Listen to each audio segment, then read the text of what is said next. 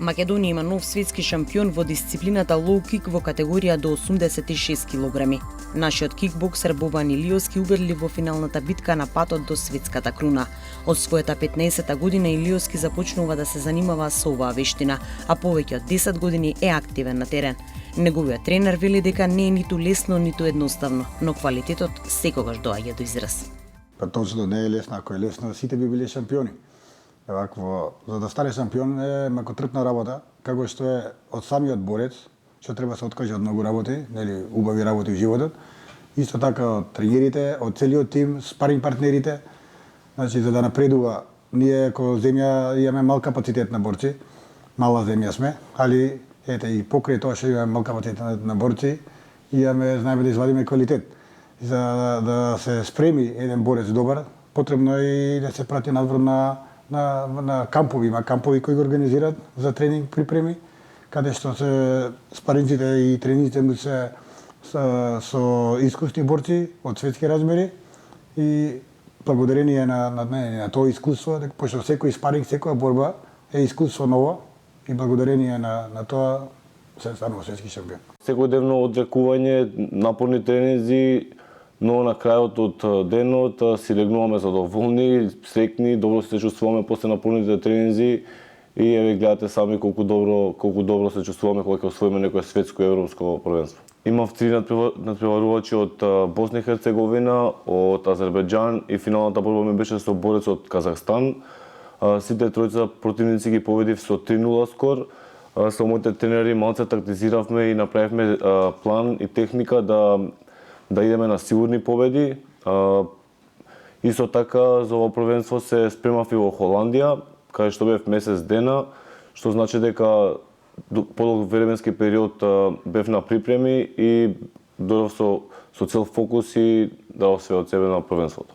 Сите противници си има различен начин на борба, што лично за мене малце ми представуваше проблем поради тоа што можеше со тренерите да правиме измеѓу време кога имавме пауза за тие денови што немавме борби, требаше да тактизираме и да направиме план како да ги одвиваме борбите, поради тоа што некои од противниците беа агресивни, некои само тактизира, иде на попаметна борба и што значи лично за мене секој противник си имаше своја тежина и не ми беше баш сеен. Бованчо подолги години, веќе 3-4 години, секогаш ова го зборувам, он е самиот врв горе од светските размери, на првенства светските и европските. И лошо беше што Боби е фајтер, борец и нокаутер, кој тој стил на борба него во професионалните води му одговара, пошто тој е друг стил на борба, професионалните мечеви. Али во аматерските, каде што има заштита со кацика, со штитници, со фул заштита, потешко доаѓа до нокаут и противниците го имаат научено дека нокаутер и они се чуват и да не речам подмолко, они само му зимат бодови доле по нозете, по лоу-киковите. И така секогаш му бегаше него победа. Оваа година и прошлата година на самото европско, лани беше злато освои на европското првенство, вако. Таму го смеривме стилот на борба, одма имаше исход. Ова година истото продолжи, малце го совршиме тоа. Еве повторно дојдовме до злато. Наредно сега имаме уште еден настан. Му сега идеме на европско првенство по тајландски бокс во Турција, Анталија. Тоа е малце поразличен стил од кикбоксот, но јас тренирам и тие неколку удари што се дополнителни во тајландскиот бокс, што лично за мене не представува проблем. И тоа ќе се одржи од 7 до 14 декември во Анталија и се надевам на добар пласман па и да го освојам, ако даде Господ.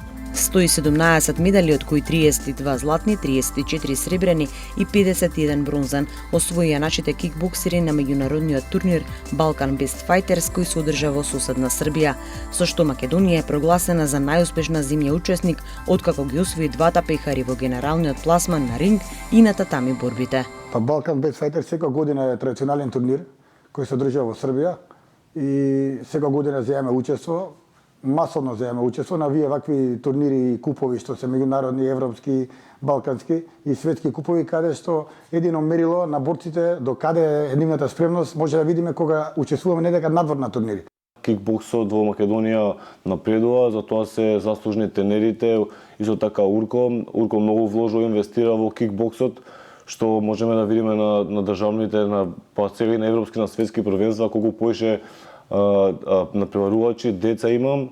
Исто така и многу девојки се натпреваруваат во кикбокс, поради тоа што добро знаеме дека кикбоксот е исто така добар и за самоодбрана. Агенцијата за спорт и млади секогаш стои позади нас спортистите и спортистите кои ќе направат резултат од меѓународен карактер, светско европско првенство, каде ги следи стипендија, мотивирачка таа стипендија вакво од 3 просечни плати и на која спортистот ќе одлучи да се повлече веќе од спортот од надпреварувачки, нели, води, му следи, му доаѓа, се активира таа пензија, спортска пензија која е престиж на секој спортиста наш.